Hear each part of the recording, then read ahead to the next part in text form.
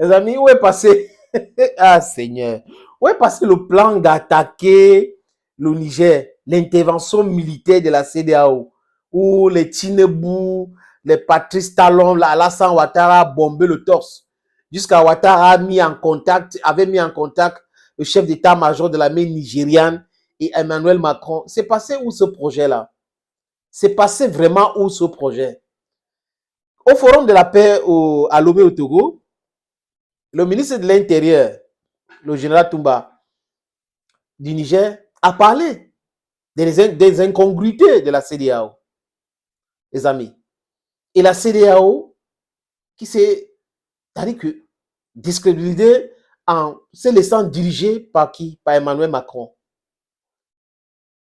On a eu le Mbalou, les Macky Sall, c'est-à-dire qu'ils ont fait le tour du monde, les interviews par-ci, par-là, sur France 24, qui est un média dirigé par le Quai d'Orsay.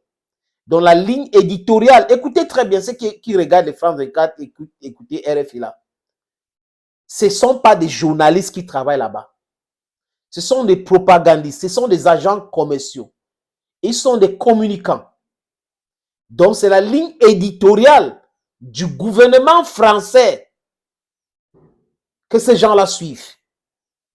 Je ne vous demande pas de ne pas les regarder. Vous devrez les regarder. Parce que notre travail, c'est regarder et déconstruire. On doit les mettre en mal. Oui, on doit les mettre en mal, les amis. On doit les suivre et alerter le monde entier qui sont dans le mensonge. Et ils sont très... C'est-à-dire que ça ne va pas bien. Ils sont en totale difficulté aujourd'hui, les amis. C'est ce qu'il faut faire. C'est ce qu'il faut faire. Nous devons aimer notre Afrique, mais pas être extrémistes. On les laisse, on les écoute et on les détruit. Oui. Avec les arguments, les amis.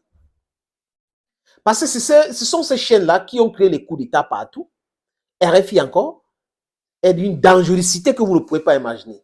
Et là, on a créé France 24 qui a incité les gens à faire la guerre en Côte d'Ivoire, qui a été un média de propagande pour Ouattara. Et c'est même France qui a créé une chaîne de télévision pour Ouattara en Côte d'Ivoire dans un hôtel, l'hôtel Ivoire.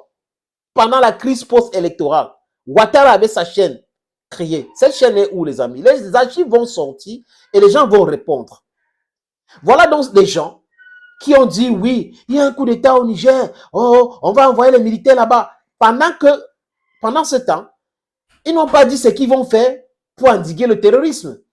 Le terrorisme est là, ça a pignon sur rue, ça divise les pays, ça crée le désordre au Burkina Faso, ça crée le désordre au Mali et au Niger. La zone de 3 frontières, c'est invivable. Et là, on ne les voit pas. On n'avait jamais vu Ouattara parler d'une intervention de la CEDEAO pour combattre le terrorisme, le djihadisme. Parce qu'on sait que ce sont les maîtres qui financent ces gens-là. Et Laurent Gbagbo avait fait, lors d'une conférence de presse, avait expliqué de façon brillantissime, les amis, que pendant qu'il y a le terrorisme, pendant qu'il y a le désordre, pendant qu'il y a l'insécurité, la CEDEAO ne se réunit pas pour parler de constitution d'une force pour envoyer, pour combattre ces terroristes-là. La CEDEAO s'active uniquement quand ça concerne la protection de certaines élites. Et qui comme élite? Bazoum. Est-ce que quelqu'un de normalement constitué peut penser à aller protéger Bazoum? Vous ne savez peut-être pas, les amis.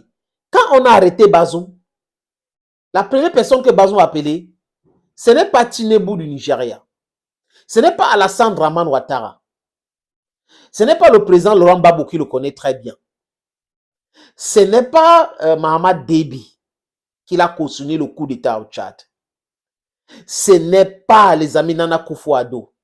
Ce n'est pas Mbalou, ce n'est pas Macky Sall. Mais il a pris son téléphone, appelé plutôt Emmanuel Macron.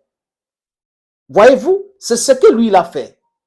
Et les gens normalement constitués, on dit, oui, nous allons constituer une force à l'entente pour aller combattre, on va aller faire la guerre, on va aller réinstaller Bazoum au pouvoir. Donc, tous les militaires disent qu'ils ne veulent plus Bazoum, le peuple dit qu'on ne veut plus Bazoum, vous dites que vous allez intervenir. C'est donc où le plan de la CEDEAO pour l'intervention militaire au Niger, les amis. Vous voyez les gens?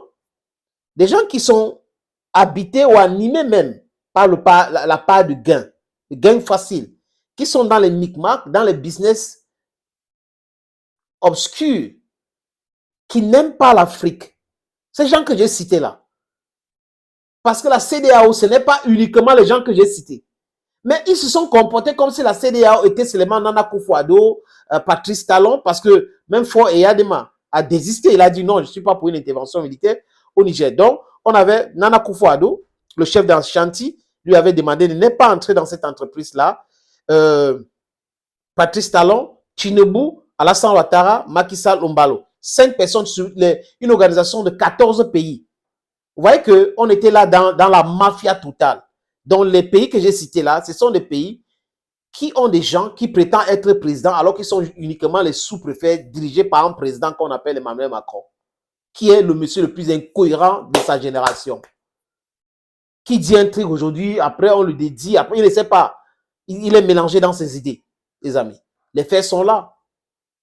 Donc, j'attends encore un autre communiqué du secrétaire général de la CEDEAO pour nous dire à quel niveau en sommes-nous de l'intervention militaire au Niger.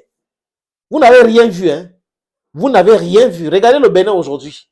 Le Fonds monétaire international, qui est une institution qui est dirigée par ces gens-là qui piétinent l'Afrique, qui vient de revoir la baisse, la croissance du Bénin. Parce que quoi? L'embargo contre le Niger, de façon irréfléchie, un talon a décidé de mettre l'embargo et détruire son propre économie. La CEDEAO. C'est un marchand, les amis. Thank you, friends, for watching, and stay blessed and bye-bye.